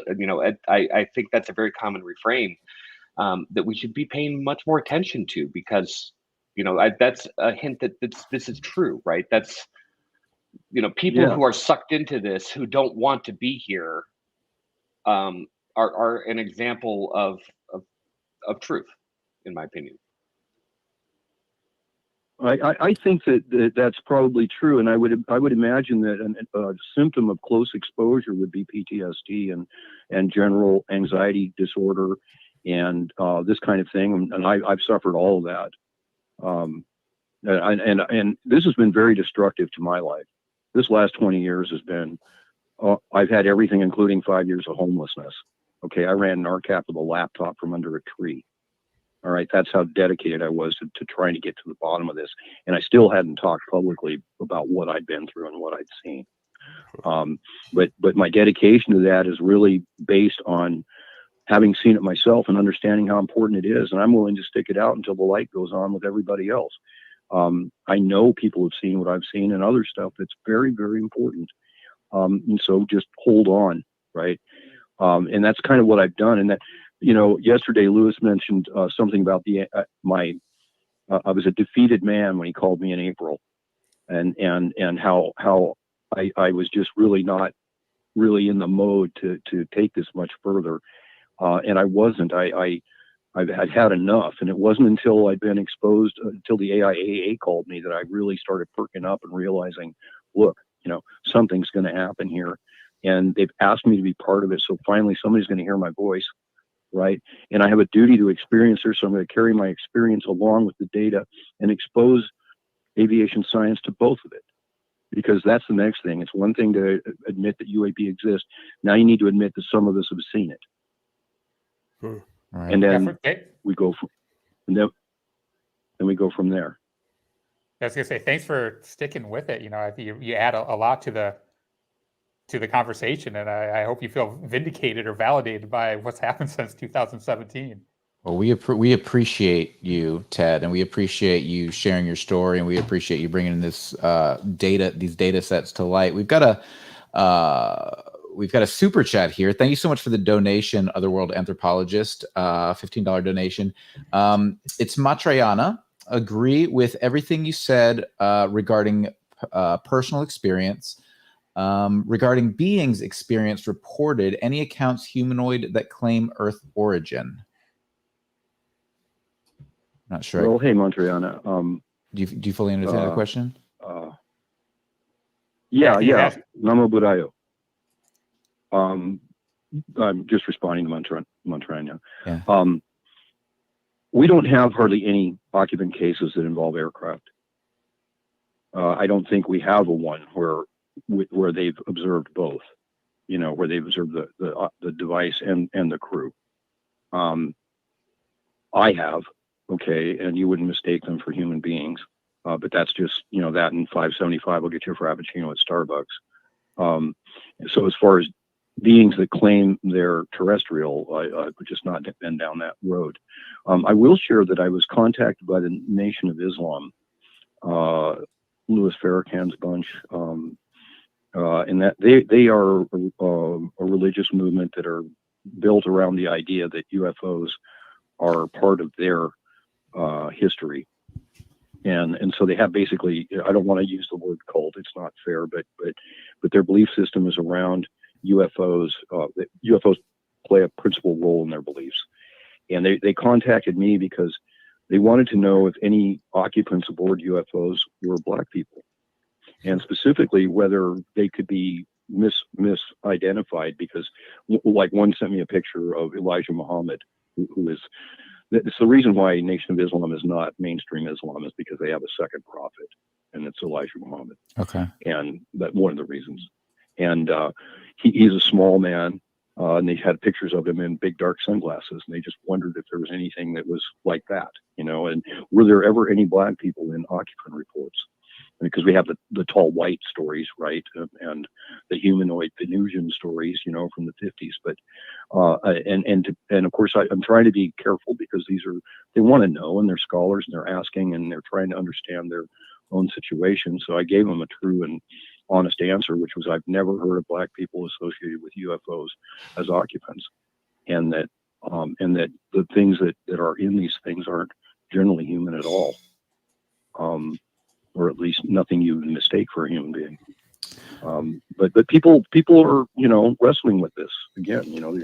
There's a religious movement that's trying to find some validation. Were these classic grades that you saw in your case, or something else? Yeah, classic light bulb shaped heads, little skinny bodies. Yeah. That. Very disturbing, I have to tell you, and that's the other side of this that people don't really understand, is the mental health part of it. To really take care of yourself, and how you do that. And I got very, very sick, and the people around me in ufology were no help at all. I was working with Dr. Haynes and Dr. Blee and Dr. Heisch and all of these brainiacs, and not even qualified to carry their pencils in most cases, and I talked to them about my experiences, and they just shrugged. And nobody ever asked me if I was okay. Nobody ever had anything to say to me about, are you well or not? And it wasn't until I went deep into Samasati training, through the Satipatthana path of Vipassana. It's a mental training, consciousness training, so that you can teach you how to live with your emotions. Almost like mindfulness, so or is it a yogic? Yes. Yeah. Okay. It's the Buddha's teachings on the 4 foundations of mindfulness, or the 4 pillars of awareness. There's a couple of names for it. The Satipatthana Sutra, and in it are the instructions for training your mind so that you can live in your body with your emotions. Right. And I spent years working on that, and doing Buddhist yoga, martial arts training, and Budo, and teaching swordsman, and this kind of thing. So, yeah, and that's where I really got the mental health I need. I got a little break with a psychologist I was working with, and then she declared she was in love with me, and that was just devastating. Oh God! I mean, that just broke me. Yeah, it was not good. and then, so these are like some of the pitfalls you can run into as an experiencer. And then, like I said, I just lost everything. I ended up on the training on the beach and teaching freediving. I made good money doing that, and training and teaching martial arts and meditation, and working on my own insight and awareness. And that's what saved me in dealing with this, is insight and awareness, inside of myself, inside of others, learning how this thing matters for me. And as you can hear from our conversation, I'm concerned about how it matters to others, so that's how you get around this. You have to grow. Right. You have to outgrow it. Right. That's amazing. That's an amazing story, Ted. Christina Gomez with a $4.99 donation. Thank you so much, Christina. Funds for ice cream to fuel for the big phone home too. So we're going to make sure that everybody who's on the big phone home has plenty of ice cream, because we got to stay fueled up. So that's enough for one scoop, maybe 2 scoops, I think. Each. Yes, that is correct. Well, of the ice cream she eats, yeah. You come down by the bodegas I'm around, and it gets a 3 ice cream, That's baby. critical. Get maybe a whole pint for that. You guys something. Sure. I wanted to ask you guys something. You mentioned something earlier about Lazar. Is anybody in there? Is Aaron or anybody kind of in his corner at all? Aaron is very much in Lazar's corner. I'll turn it over to Aaron. Yeah, I am very much. Aaron. Go ahead. Okay, well, I just wanted to share again. This is anecdote and observation. This is not, and it isn't out of our NARCAP case files. This is personal experience. Okay, but when I saw this UAP come out of the water in Hawaii, and it came up towards the beach, I got a very good look at it. It was less than 100 feet from it, and I could only see its underside because of the rim of the thing wouldn't allow you to see the cupola, but there were 3 rounded bumps on the bottom of that thing arranged around a center point. And the first thing I thought of was Lazar's descriptions. That's the second disc I've seen, and the first one didn't have that kind of detail. But this one had 3 rounded knobs on the bottom of the thing. And they were fairly pronounced. They were large and kind of organic. They weren't edgy, they were rounded and smooth. And then there was a center point, and then there was a rim around the inside of the lip of the thing. So I just thought I'd share that with you. It doesn't mean anything, but if you were looking at UAP, I would look at that. Yeah, all those lines. Did it fly like did it fly on its side, belly up, like Lazar had claimed? No. Well, no. It was oriented with the bottom down, right? And those 3 things were actually almost external. They were pointing out of the bottom. The disc was a half a disc, all right? The bottom of it was flat. The cupola was pronounced and higher. Okay, so and then the underside were these 3 rounded knobs around them. And I don't know if that's related to anything Lazar has to say or not, but there it is. Well, one of the flight characteristics, he just comes across as completely believable to me. His mannerisms, everything he talks about, the fact that everything he says has proven out for the most part. Yes, he's got some difficulty explaining his time pimping, but from what I've read is that most of that was just he was kind of like doing the books, handling the money, taking care of things. So yeah, shady business. Right. That doesn't mean that he's lying about UFOs. That kind of thing. I'd had an Go ahead. I'm sorry. I don't mean to step on you there. Go ahead. No, please. Well, I've just, before I ever got involved in the field, I came across Lazar's story, and I'd always wondered about it. And like I said, it was the first thing I thought about when I was watching this thing. Well, it was about the third thing I thought about when I watched this thing go by. The second one was Run Like Hell. And is that what you did? First one. Is that what you did? Well, no. I planted on my feet and stayed there. I didn't budge, but the thing is that I've been told by people that it happened there, and what was happening was what they told me. So I knew it wasn't personal, that I was just in the right place at the right time. I'd seen a transit, but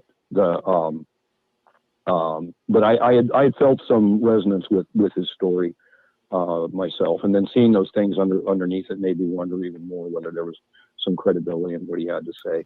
I don't tend to look back at any of this stuff, but the fact is that we're all here with stories, you know, and we're trying to move this thing forward. So, you know, I'll throw that in the pile, you know, with the Lazar side of things. That's great. We've got another super chat from NMUAP for $5. Thank you so much for supporting the show. We really appreciate it. Aaron, a man after my own heart. I have Lazar drawings in my office too. You are not alone, Aaron. You are not alone. And I think that's important. Like, I think that's an important point. And this is something that, you know, when we brought up Lazar previously, and this goes back to cognitive bias, right? Because it's very easy to have a bias, you know, there's a cognitive bias for authority, right? The appeal to authority. And there's the opposite of that, which is to denigrate anybody who's ever, you know, sinned in your mind. And so I think there's this very difficult, you know, there's this very difficult dance when it comes to people's credibility and understanding whether or not they're telling the truth or whether they're lying or whether they're exaggerating, because, you know, we base a lot of that on our own bias. So yeah, I definitely, after kind of sitting on that conversation a little bit we had about Lazar last week, I really did a little bit of, you know, soul searching, because it's not okay just to automatically assume somebody's lying because they're a sex worker, right? All of that. I think you were very unfair to Bob Lazar last week. You know, I just said I was sorry, Aaron. God, look, what more do you want? Telling the point of the story wasn't to shame sex workers. Sex work is the oldest profession on the planet. You know, it's always going to exist. It's always going to be there. And I've got no problems if that's how you make your money. I'm just saying, but controlling people who do it is a far different profession than sex work. That is an important point too. Also. That is true too. But sometimes there's a middleman. But I don't think Bob Lazar was the, you know, like the fur coat with a cane kind of pimp who was slapping women. No, he wasn't doing that. But he did hire the women.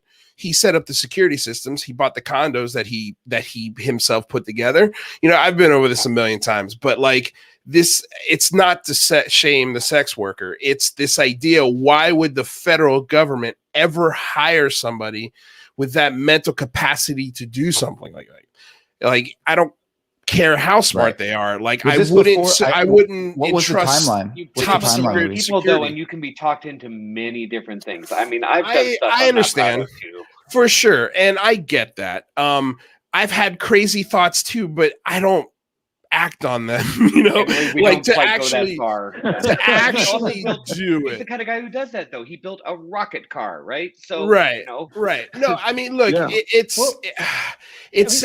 a hard thing. But the thing that I wanted to ask, though, real quick to Ted, was the flight characteristics that Lazar had described, where these machines were kind of wobbly in the sky, and then they would, you know, I know Rather already asked you about the belly up dynamic of it, but how did this machine fly when it came out of the water? Oh, it was very smooth. It was very smooth, and it didn't wobble or anything. I've seen that wobble that you're talking about, and I've watched like spheres. I've watched them catch themselves, so they'll like settle, and you'll see them sort of drop and correct. And I watched the cylinders correct themselves. You know, from pretty close up, you could see them sort of adjusting attitude and stuff. But no, the disc was very smooth and very much level. And I want to take this a little further, though. With Lazar and all of these stories, you know, there is nothing to be gained by necessarily even proving that he's right. Right. It's more about looking at the general trends, and you can back up a little bit, and then you got trends like Lazar and other techs and what they're saying about their exposure to this thing, right? And you could map out the trends in that and look and throw it at a wall and see what sticks, right? And then you can start breaking it down. You never have to get into a situation where you're actually trying to make some judgment about their character. Right. It's really just about, is it true or not, you know? And, and just like, you know, the other UAP cases, you know, you drill down into the specific and you find a discrepancy. It doesn't mean that you can throw out the entire case. And same with Bob Lazar. There might be a lot of things that aren't true, but there might be kernels of truth. No, absolutely. You know, absolutely. Well, But the thing to keep in mind, though, is even if there are kernels of truth, maybe even there's whole paragraphs of truth in the whole thing. The problem is that it happened back then, and we're trying to find validation. Right. And you can go and try and do historical validation if you want to. That's really hard work, I think, compared to just working with the data that's in front of you and keeping those things in the back of your head, like the 3 bumps I saw on the bottom of this thing as it went by, and then making sure that somebody hears you, when you share it. But what's really in front of us is what's important.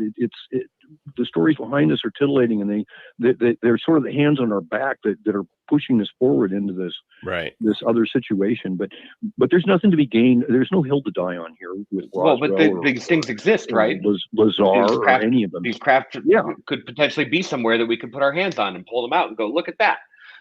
So I think there's a little more to be gained from historical, research. And but the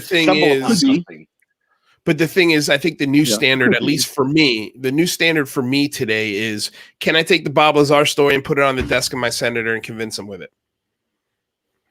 That's the standard.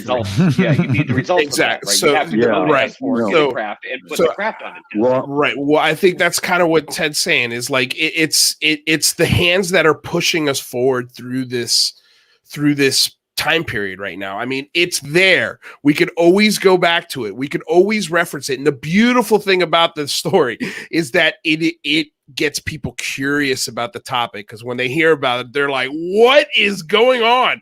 What is this? And then they get into the topic, and I think that's a good thing.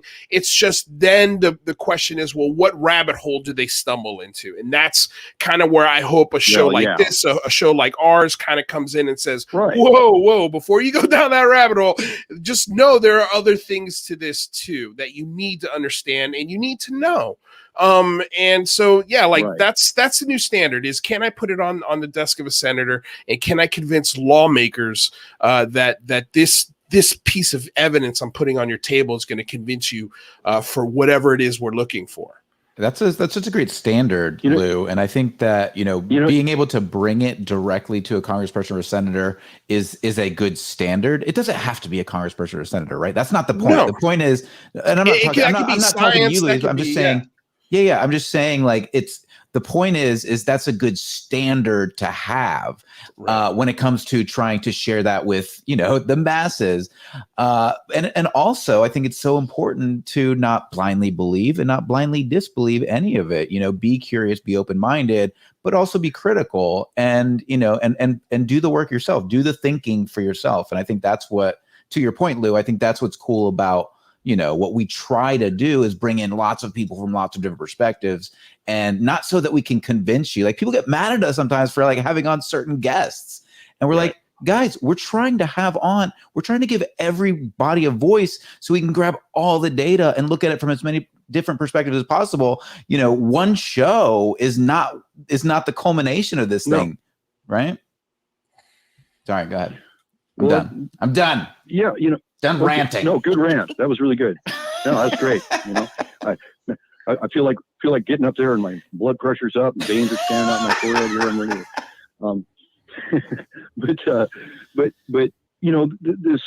This whole thing about who's right and who's wrong, that's just irrelevant. You know what I'm saying? What's relevant is the phenomenon itself and the questions we have about it. And if we just look at that, we can stay out of the emotional stuff and stay fixated on getting to the facts about this situation, this thing here, and that's more important than anything. I know people have they've got beliefs, they've got factions that they're rooting for, perspectives that they're behind, and everything else, and that doesn't help us. What helps us is your objectivity, your critical mind that is open, that isn't bound, but it's critical, and your caution, and then listen carefully and listen on all levels. Listen to your emotional intelligence as well as your academic understanding of things, because you're dealing with people. People are having experiences. There are exposures going on here on a personal level. Individuals, there are also exposures going on in small areas, cities. You go to the Hudson Bay and there's people there that have been exposed to this in a larger way that have opinions about it and all of it. So there's sociological issues, anthropological issues, psychological issues, and so on. So learn to listen with all of those antennas. You know, it's really important to recognize, you know, not everybody can articulate well. And the things that stick with certain people don't stick with others. So that's why 2 or 3 stories about the same thing may arise. And that's why 2 or 3 people might have very different opinions about what was said on this show. Oh my God! is that Madeline? Is that Madeline Lazar? That's, Ted and the people on Spotify can't see right now, but it's good grief. That's disturbing. Bob Madelooney.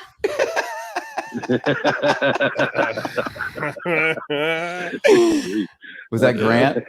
That was definitely Grant. That was definitely Grant. Yes. Oh my God. We've also got a poll here to read. We've got. Do we? I don't do. see it. Oh, I thought you put one up. I don't see a poll. No, I can't put one up. I've been trying to tell you in the private chat here for the last 45 minutes. Oh, I thought you were asking me if that was a good poll. No, Never mind, Artemis. Never mind, Artemis. No, sorry. I was telling you to put it up. I was telling everybody, hey, there's the poll, put it up, because I can't do it. But damn it, it was a good poll too. It was a good poll. Should I put it up now? We got a few minutes left. Sure, go for it. I can put it up. You guys talk amongst yourselves. Ted, I got a question for you. Have you ever had any experience of like communication of these alien beings? Have you heard of that, or have you experienced anything like that yourself? Well, you know, the universal description is telepathic. People hear it in their heads.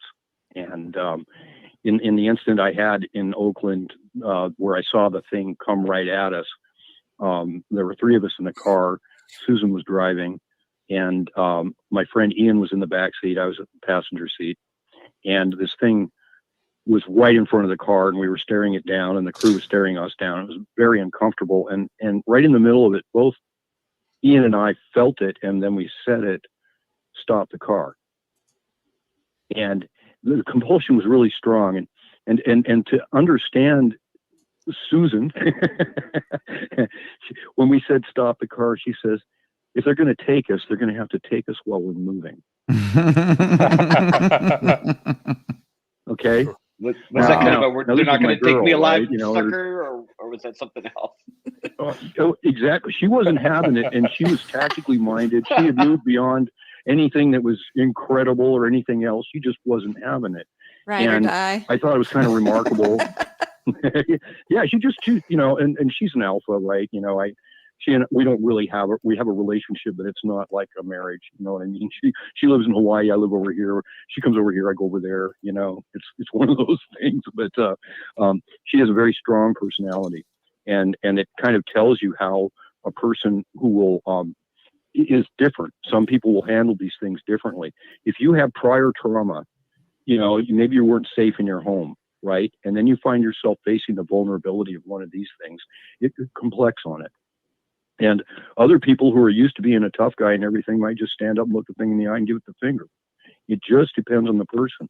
And Susan's not like me, who's been beaten down by my experiences and by the work I've tried to do. She just put her foot down and said, no, we're not going along. and then we immediately lost 3 hours, you know. So that's right. You know, people are different in how they cope. Susan hasn't had issues with this. Ian won't talk about it. I've been a nervous wreck for 20 years. So it destroyed my life, but I wouldn't let go of it, you know. And here I am on the other end of it. We're almost finished. I think that if the FAA starts taking cases, we'll probably stop doing a lot of NARCAP research because it'll be in better hands. As long as it's transparent, we know it is, then I'll probably fold up camp as far as NARCAP and go try to find something to do that's a little more in my corner. I might do more UAP work. I'd love to work with Teodoranti and Strand, do some hotspot research. All 3 of us are aware of a spot in particular that would be quite rewarding. If you want to call it that, it's quite frightening actually, but that's kind of like where I'd like to go in all of this. If I was going to do this work, I'd take it to the next level and see if I can get close to it again. Do share. That's gutsy, man. As much I would as love to you've go there dealt with. myself and try and just hang out, see what I see. Yeah, I was just making the point, like the trauma that you've experienced, Ted, having been through this and being willing to go back and look for it. I'm sure there are not a lot of people. Like I always make, I've had one experience when I was 11, seeing some wild stuff. But nothing beyond that. I've never had any, paranormal or poltergeist or any sort of experiences like that. So I'm always like the first one to be like, I'll go to Skinwalker Ranch. I'll go to, I'll go with Anjali. I'll go do it. But I hear in the voices of people who've experienced it, and it's like, it's heavy. Yeah, it's heavy. Okay, it's heavy to have seen these things and to know them. It's not something that you want to bring into your life. It can destroy your life. It can drive you crazy. And if you don't get help and you don't, from people who are legally and morally and ethically responsible for what they do in your head, then you're setting yourself up for even worse. In my case, though, the other side of trauma, what is trauma? Well, trauma is basically a fear-based experience, right? And it leads even to tonic immobility, to where you freeze in the face of fight or flight. You don't know what to do. You just stand there, and you're empty and try not to be there. Just pure dissociation, by will. And I've been there. I've been in that state. But what is it? It's fear, right? And what is fear? Fear is coveting your life. Mm-hmm. And when you get over coveting your life, and in my case as a swordsman and as a free diver, I'm a breath hold diver. I've been to 240 feet on my breath. I swim with sharks and all kinds of crazy stuff. You ever see any UFOs down there? UFOs?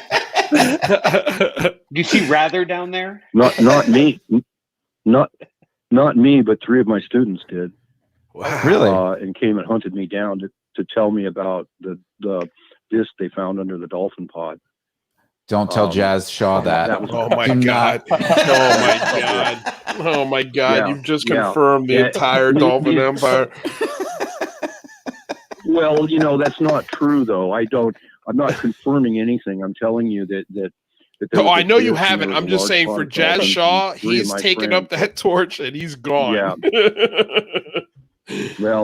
Well, that he's going to have to dig a little more because I didn't tell him who it was. But a lot of my friends are people that were contemporaries of John Lilly, and were consciousness researchers. Okay. The people I've associated with. So, they've been looking at all this for a while, and it was just a remarkable story that some of my students brought to me. If you would think about it, why, when we have a whole planet full of thinking brains, and and all of the animals that are mammals anyway, we can certainly categorize as that, and I would say birds and everybody else too. Why would they just talk to us? Right. And they of anybody that they're probably most capable of talking to more than just us. But it's interesting that they don't talk to us. That we don't actually have. Right. I mean, we get telepathic stuff every now and then, and it's usually controlling or, instructional, but you don't get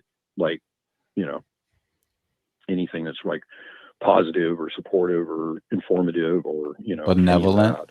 So, yeah. That kind of answers Amanda Rose's question. Amanda Rose had a question for you. Has Ted had any positive experiences with his encounters? I know he's had a difficult time with his experiences, but I was just wondering if there have been any positive encounters as well. There were encounters that were less negative. They didn't come in and hurt me, but there were times when they did. And so you were a chimpanzee and they were the researchers who were basically training you. Well, I don't know really. Well, whatever the point is, they didn't feel like they needed to explain themselves to me. They just it was like that old Mutual of Omaha, watch Jim run the water buffalo down in his bare feet, and I'm the water buffalo, right? And it's like that. You can project anything you want on these experiences. They're quite antiseptic. the one thing you can't do is stop them.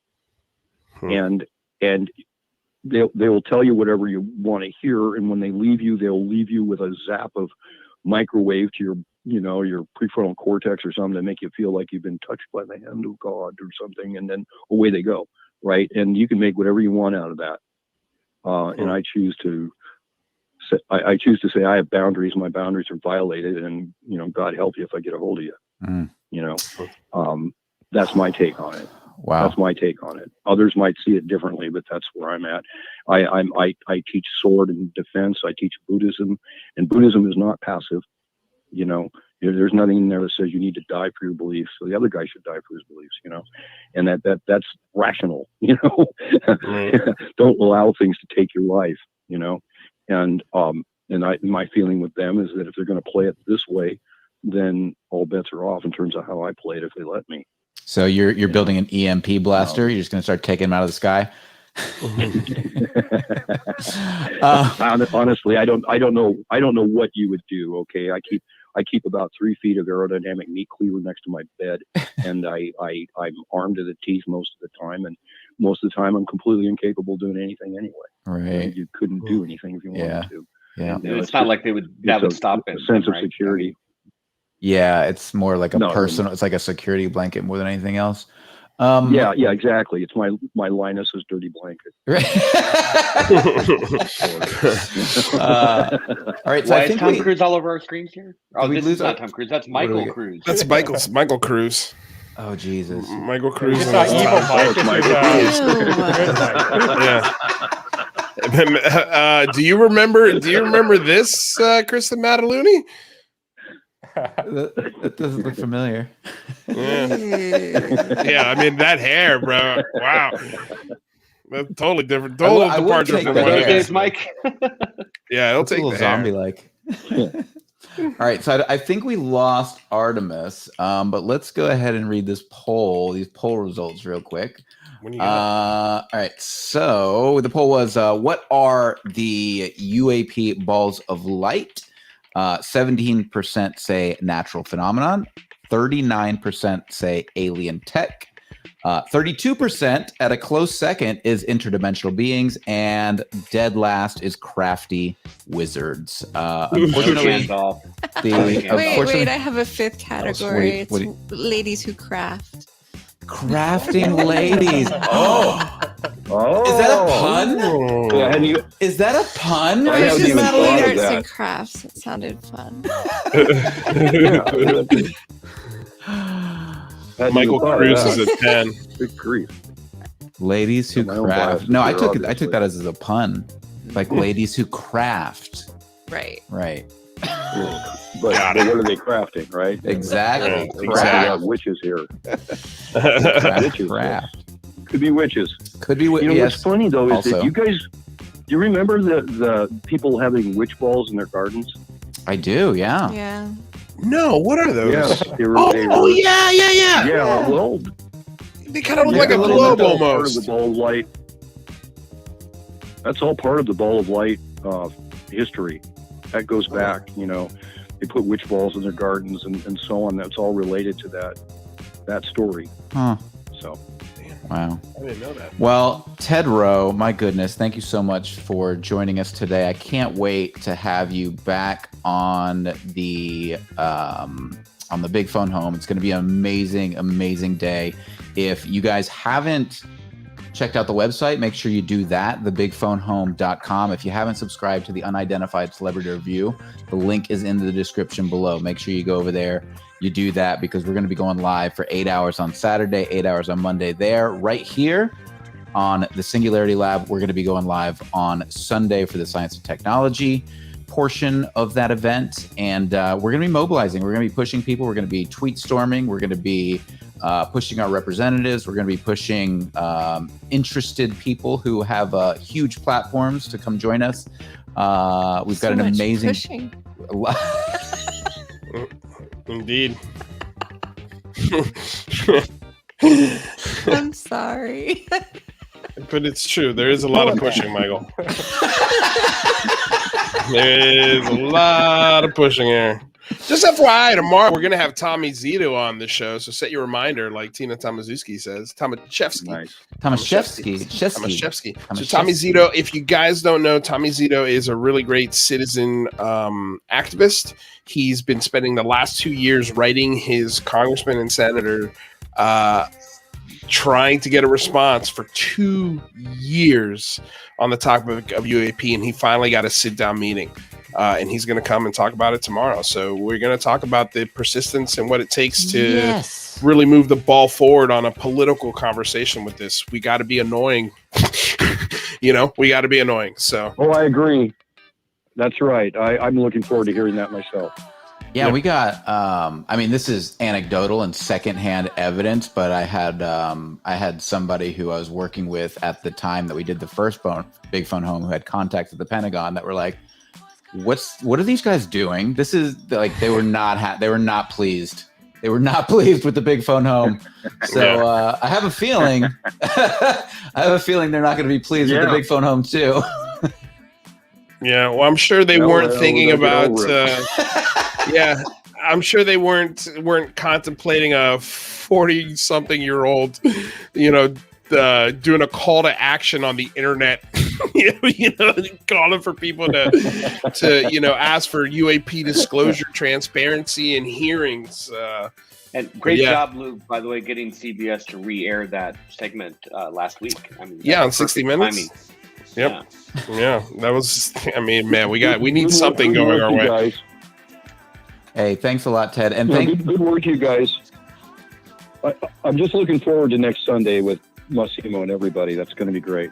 Yes. Yeah, it's going to be also, do me a favor, Ted. If people want to follow you, follow NARCAP, get in touch, how would they do that? Okay, you can go to my website under the Contact Us. I've got an email and a phone number you can reach out to, and you can reach me at ted_rowe@narcap.org if you like. And I'm on Twitter, both as Ted Rowe and as NARCAP. Amazing.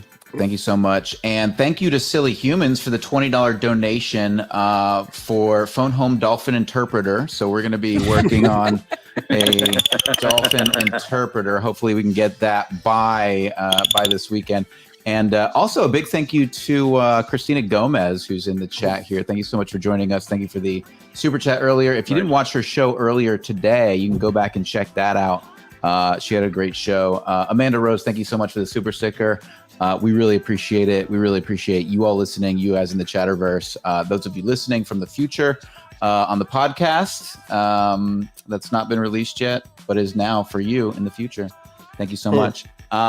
Great. You guys rule. Rather Be Squidding. Make sure you check out his YouTube channel, Rather Be Squidding. If you're interested in taking it one step further into the fringe of science, you're going to want to check out Rather Be Squidding. Aaron, if people want to follow you, where can they do that? They can follow me on Twitter. I hang out there. I hang out on your Discord channel. We don't see you guys very often. You should come visit your Discord. I know. Man. We're so Tell bad them at I said getting hi. Discord. Tell Discord I said hello. Hello, I made Discord. Mike turn it off a while ago because it would go off in our bedroom all night, and it was like blue, blue, blue, blue. Blue, blue, blue, blue. I'm like, what is happening? Oh boy, yeah. I can't, man. I can't do Twitter, Instagram, TikTok, and I don't even remember what it's called. Discord. We need to get everybody on the same platform, right? Yeah, you know what? You know what's going to happen? Yeah. And this, you know what, Aaron? Please make this happen. I'll only take 12%. An app that conglomerates Slack, Discord, all of these apps that look exactly the same, that do the exact same Woof. thing. You didn't know that? It already exists. Lou, it can't be done. It's a joke The from problem is Office. each company wants control of their own data. So Google will never sign on to Slack because they'll think that Slack could then spy on their business communications. Lou, did you never watch The Office? I did watch The Office. I don't remember that app. Okay, I don't remember that joke. It's deep in there. Yeah, it's a whole episode from what's his name? The Ryan. If it was after, Ryan, if it was Ryan. after, Ryan. if it was Ryan. after, Yeah. if it was after Steve Carell left, I probably didn't see it. No, I think it was during Steve Carell. Anyway, it was just silly. It was called Woof. It was like, you ever want to connect your Instagram, your Twitter, and it was like, But it was yes! so overdone because it Oh came my out of your God. fax machine too, which yeah. Oh, that's hilarious. Yeah. Woof. It's called Woof. It would have been better, Aaron, if you just let me believe that, because I would have been looking for the app after the show. Oh, finally, something to make my life easier. Thank you for not wasting my time. Well, since we have 69 of you in the room, we're going to go ahead and say goodbye. It's a perfect opportunity to bid you farewell. So, adieu. It was a pleasure. Adieu. Thank you, everyone. Thanks, Ted. So long.